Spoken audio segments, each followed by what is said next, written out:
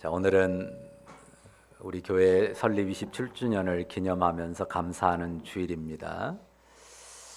적당한 말씀을 좀 찾아보려다가 이어지고 있는 갈라디아서 말씀이 우리에게 오히려 뜻깊은 말씀이 되겠다 싶어서 갈라디아서 본문을 정했습니다.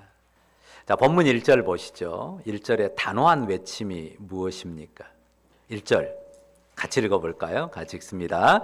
그리스도께서 우리를 자유롭게 하려고 자유를 주셨으니 그러므로 굳건하게 서서 다시는 종의 멍에를 매지 말라.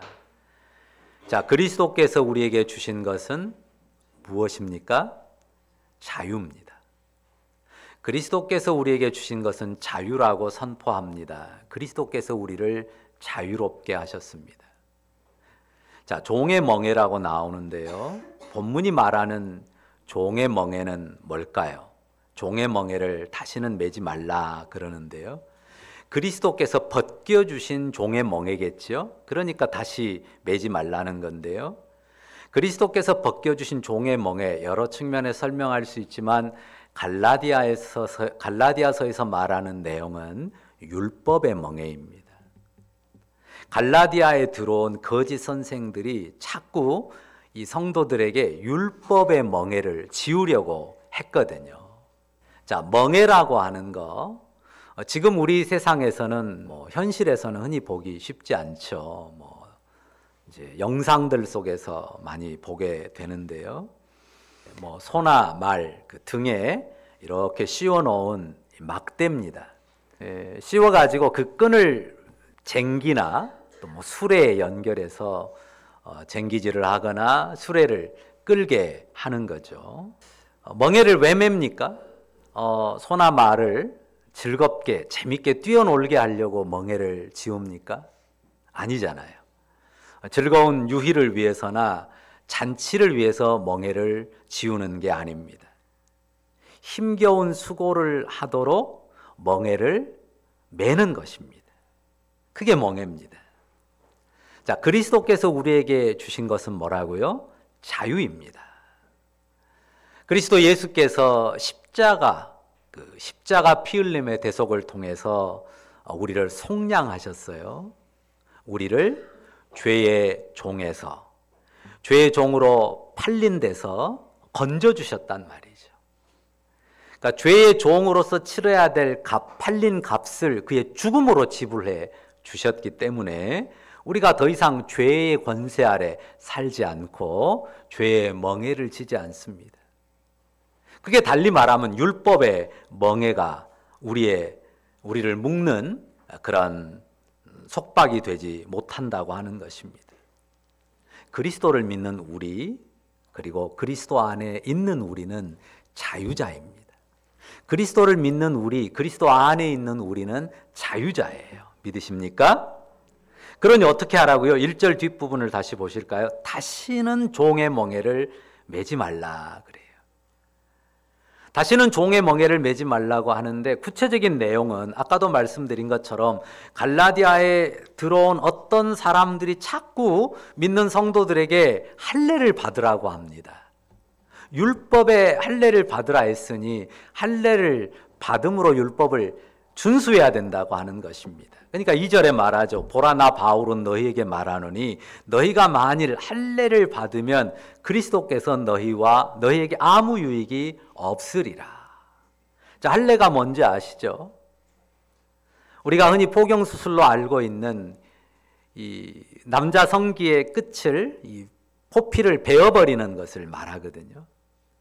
어떻습니까? 이것은 몸 밖으로 예를 들어서 얼굴을 예쁘게 보이기 위해서 성형하는 것처럼 그렇게 바깥으로 잘 보이게 나타내는 게 아니죠. 이것이 구약 백성들에게 있어서 언약의 표로 요구되는 것이었어요. 그래서 옛 이스라엘, 옛 율법 안에서는 꼭 필요한 징표였습니다. 하지만 예수 그리스도를 믿는 성도들이 믿는 도리는 뭡니까? 자, 율법을 지켜서 구원받자 하는 것이 예수 믿는 도리입니까? 아니죠. 예수 믿는 도리는 한마디로 말하면 뭡니까? 복음을 듣고 믿음으로 구원을 받는다는 겁니다. 예수 그리스도의 십자가 복음을 듣고 믿음으로 죄 씻음을 받고 구원을 받습니다. 자, 이 복음을 사도들이 전했고 바울도 전했고 신약 교회가 지켜온 복음의 도리입니다. 그런데 이 예수 믿는 복음, 복음의 도를 믿는다고 하면서 율법을 지키기 위해서 할례를 받는다? 그러면 어떻다고요? 여기 그리스도께서 너희에게 아무 유익이 없다라고 하는 것입니다. 그러니까 예수 그리스도를 믿음으로 구원을 받는다고 하는 도리와 할례를 받음으로 구약의 율법을 지켜서 구원을 받으려고 하는 것은 함께 병립할 수 없는, 상반되는, 어울리지 않는, 완전히 배척되는 도리라고 하는 것입니다. 그러니까 그렇게 되면 그리스도를 헛되게 믿는 거고 그리스도를 믿는 믿음이 아무 유익이 없다는 것입니다. 3절 보십시오. 뭐라고 합니까? 내가 할례를 받는 각 사람에게 다시 증언하노니 그는 율법 전체를 행할 의무를 가진 자라. 여기 의무라는 말이 아까 말한 멍에라는 단어의 다른 표현이라고 보입니다. 율법 준수를 위해서 할례를 받는다면 율법의 멍에를 지는 거예요. 그러면 율법 전체를 다 행할 멍에 아래 놓이는 것이라는 말입니다. 자, 4절에서 분명히 선언합니다. 같이 읽어봅니다.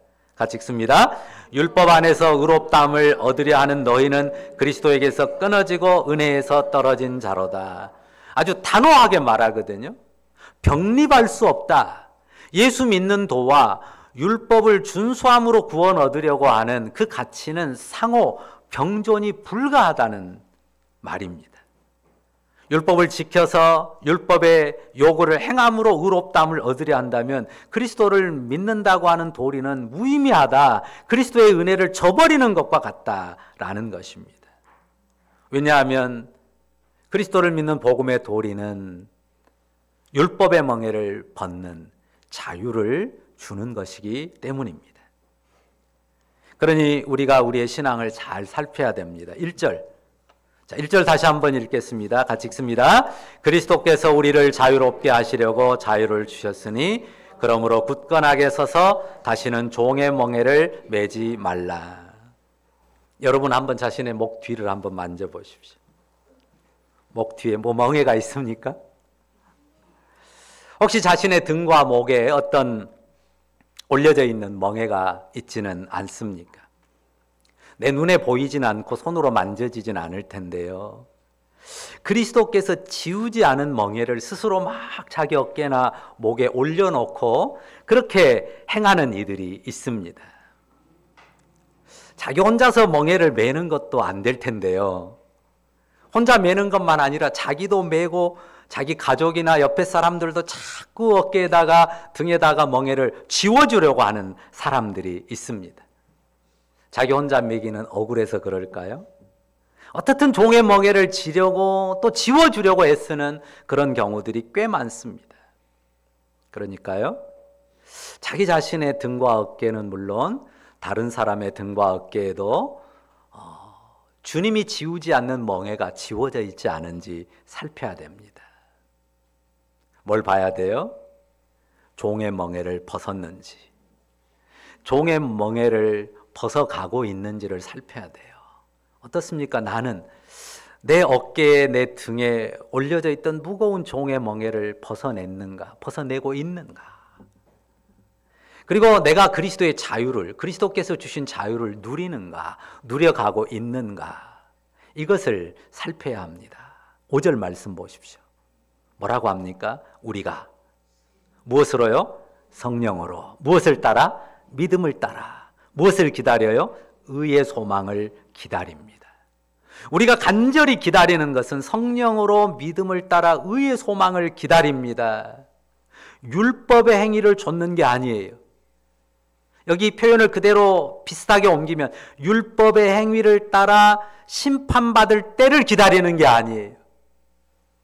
율법의 행위를 가지고 막 행하면서 언젠가 내가 제대로 하나님 앞에 구원을 받을까, 율법의 행위를 따라 심판받을 때를 기다리는 사람들이 아니란 말입니다. 십자가 사랑으로 우리 안에 오신 성령을 따릅니다. 그러니까 성령으로 했는데요. 우리 안에 오신 성령이 십자가 사랑으로 오신 하나님 아들의 영이란 말이에요. 그 영으로 믿음을 따라요. 행위를 따르는 게 아닙니다. 그러면서 그리스도께서 덧입혀줄 온전한 의, 그 의의 소망을 우리가 기다리는 사람들입니다. 그러니까 내가 율법을 따라서 내 행위의 열심으로 구원을 이루고 혹시나 심판받으면 어쩔까 하는 두려움으로 내 구원을 이루어가는 자가 아니고요.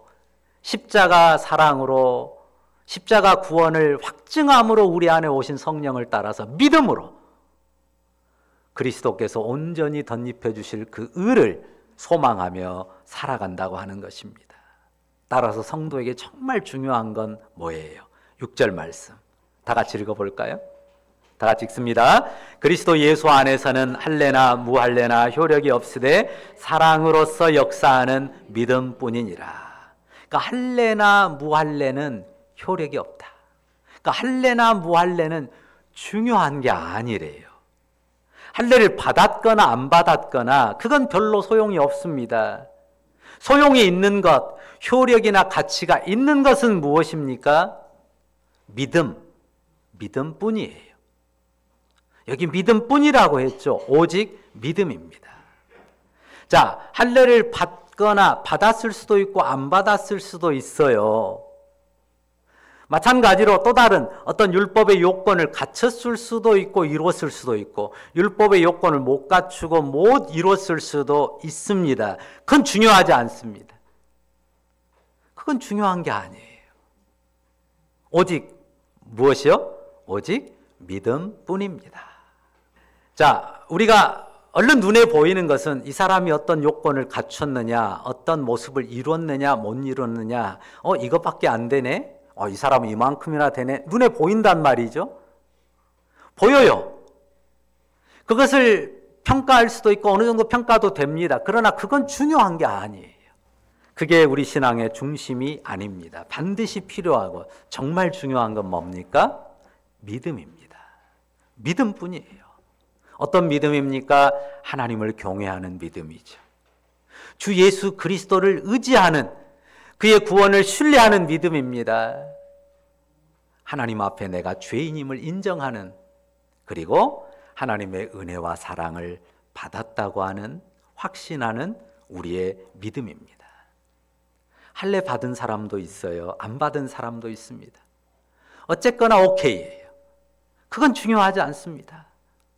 보면요, 율법을 잘 행하는 사람이 있어요. 그런가 하면 교회 다니는데 왜 그렇게 많이 그 의를 행하는데 서투른지 굉장히 서투른 사람이 있어요. 어쨌든 오케이, 괜찮습니다. 그것도 중요한 게 아닙니다. 어떻습니까? 정말 믿음이 있는 사람답게 젠틀한 사람이 있어요. 깔끔한 사람이 있습니다. 그런가 하면 교회는 다니는데 어딘가 많이 어수로 가고 그냥 허술한 사람 있습니다. 꾸리는 외형이요, 드러난 삶이 그럴 수 있어요. 어쨌거나 오케이, 괜찮습니다. 그것도 중요한 게 아닙니다. 중요한 건 뭡니까? 뭐예요? 믿음이에요. 그 영혼의 믿음이고 그 영혼의 중심을 차지하는 믿음이에요. 뭘 보려고 해야 돼요? 믿음을 보려고 해야 돼요. 그리고 뭘 세워야 돼요? 내가 세울 것도 혹은 옆에 사람을 세워줄 것도 뭐예요? 믿음을 세워야 하고 믿음을 세워주려고 해야 합니다. 중요한 거는 믿음이에요. 그런데 그 믿음에 대해서 뭐라고 썼어요? 앞에다 형언하는 말을 붙였잖아요. 뭐라고 했습니까? 사랑으로서 역사하는 믿음이다 그랬어요. 자, 원문의 순서는요, 믿음이 앞에 있고요, 믿음뿐이다. 그 믿음은 사랑으로 역사한다. 이렇게 돼 있어요. 그러니까 이 6절을요, 헬라어 원문의 순서대로 가장 쉽게 배열하면 이렇습니다. 할례는 효력이 없어. 무할례도 마찬가지야. 진짜는 믿음이야. 그 믿음은 사랑으로서 역사해. 이렇게 돼 있어요. 자, 믿음이 앞에 말들을 생각하면 그러면 어떻게 사나 외적인 모습이나 행동은 상관없네 라고 오해할 수도 있는데요. 믿음과 삶은 별개로 존재하는 게 아닙니다. 믿음은 어떻다고요? 사랑으로서 역사합니다. 이 역사한다는 헬라어가요, 여러분들이 아주 익숙한 단어예요. 이 역사한다는 말이. 우리말 안에도 들어와 있는 외래어 에너지 있잖아요. 이 에너지라는 말이 이 헬라어, 이게 원문에서는 에네르기아라고 돼 있거든요. 그게 이제 동사형으로 돼 있는데 에네르기아가 에너지로 영어로 바뀌었어요. 그러니까 에너지예요. 그러니까 사랑으로 역사한다고 했을 때 사랑이 힘을 쓴다 혹은 힘을 발휘한다, 에너지를 발휘한다, 그런 뜻이란 말이죠. 사람이 일을 할 때요, 뭔가 나오는 힘이 있습니다. 자, 사랑이 힘을 발휘해요. 그러니까 믿음은 무엇이 힘을 발휘해서 일하냐 할 때 사랑이 에너지가 돼서 일을 한다는 거예요. 그게 믿음이에요. 자, 사람이 사랑의 에너지가 돼서 뭔가를 많이 하죠. 그러니까 사랑의 에너지가 한참 불꽃 튀어서 일어날 때는 어때요? 자기 평소에 안 하던 일들도 막 해요. 그 젊은 사람들 사랑이 솟아오르면, 그 에너지가 솟아오르면 평소에 안 하던 여러 가지 일들을 하잖아요. 자, 사랑이 에너지가 돼서 움직이는데요. 근데 사랑만으로 움직이는 게 아니에요. 사람으로 움직이는 에너지가 여러 가지가 있습니다. 제가 예를 하나 들면요. 자, 배너에 보면 아주 불후의 명작 배너라고 하는 영화가 있잖아요. 그 주다 배너라고 하는 주인공이 나와요. 그리고 등장하는 이 인물 중에 메살라라고 하는 이 배너의 절친이 있어요. 어렸을 적 아주 친한 친구였는데 이 사람은 로마의 군인 장교가 됐어요. 근데 어떤 일로 이 배너의 가족과 배너가 굉장한 어려움에 처해서 로마 군병들에게 끌려갔어요. 그들이 무고하다는 걸 이 메살라가 알아요. 근데 이 배너의 어머니하고 누이가 지하 감방으로 끌려가고, 배너는 우리가 갤리선이라고 하죠. 이 노예들이 노를 저었는 그 함선에 끌려가서 이 노젓는 일을 한단 말이죠. 배너가요, 그 갤리선 지하에 노젓는 자리에서요 3년을 살아요. 보통은 1년이면 노예들이 다 죽어나가요. 그런데 그 장군이 묻거든. 저 노예는 뭔가 눈에 이글거리는 게 있거든요. 저 녀석은 몇 년 됐냐? 3년 됐대요. 희한한 거죠. 왜 안 죽고 살아있지? 그런 의문을 갖습니다. 왜 안 죽고 배너는 살아있었을까요? 무엇 때문에? 복수심 때문에. 그 눈에 이 이글거리는 분노와 복수심이 살아있어요. 내가 기어이 살아서 메살라를 잡아서 복수를 해야 되겠다는 그 이 불타오르는 복수심. 그의 생명이 죽음으로 흘러가지 않게 그의 에너지가 됐단 말이에요. 자, 그런 에너지들이 많잖아요. 복수심이 그 삶을 지탱하는 에너지가 되는 경우도 있고, 어떤 사람은 이 사는 게 보면 다 그 시기심으로, 시기와 질투, 경쟁심으로 이 에너지를 확 발휘하는 그런 사람도 있어요. 그런가 하면 이 힘을 내게 하는 가장 일반적인 힘은 뭐예요? 욕심. 뭔가에 대한 욕심이 딱 생기잖아요. 그럼 불떡 일어납니다. 그러니까 여기 사랑으로 역사하는 믿음이라 했을 때, 내가 믿음으로 살고 믿음이 정말 내 삶에 중요하다고 해도 내 믿음이 사랑이 아닌 다른 것으로 힘을 발휘할 수도 있고, 다른 것으로 힘을 낼 수도 있는, 다른 것으로 일할 수도 있다는 것을 우리에게 보여주는 것입니다. 그러니까 행위는 믿음의 행위로 보여요. 그런데 믿음의 행위로 보이지만 사랑이 에너지가 되는, 사랑의 에너지로 움직이지 않는 경우도 얼마든지 있을 수 있다고 하는 것입니다. 그러니까 믿음인데 반드시 무엇으로 역사하는, 무엇이 힘을 발휘하는 믿음이어야 돼요? 사랑이 역사하는, 사랑으로서 역사하는, 사랑이 에너지가 되는 그런 믿음이어야 합니다. 사랑으로 역사해야 되는데요. 사랑으로 해야 된다라고 하면서 아주 이상적이고 완벽한 어떤 사랑의 행위를 그리고 보여주기도 합니다. 그러면 자칫 잘못하면요, 그게 또 율법이 돼요. 사랑이면 이렇게 해야 되는데 왜 난 못하지? 하고 스스로를 정죄하거나, 사랑은 그렇게 해야 된다고 목사님도 말씀하셨고 다 말했는데 왜 너는 그것밖에 못해? 라고 비난하고 정죄하기 쉬워요. 그러니까 어느새 믿음으로 사랑을 말한다고 하는데 그것이 뭐가 돼 있어요? 율법이 돼 있다고요.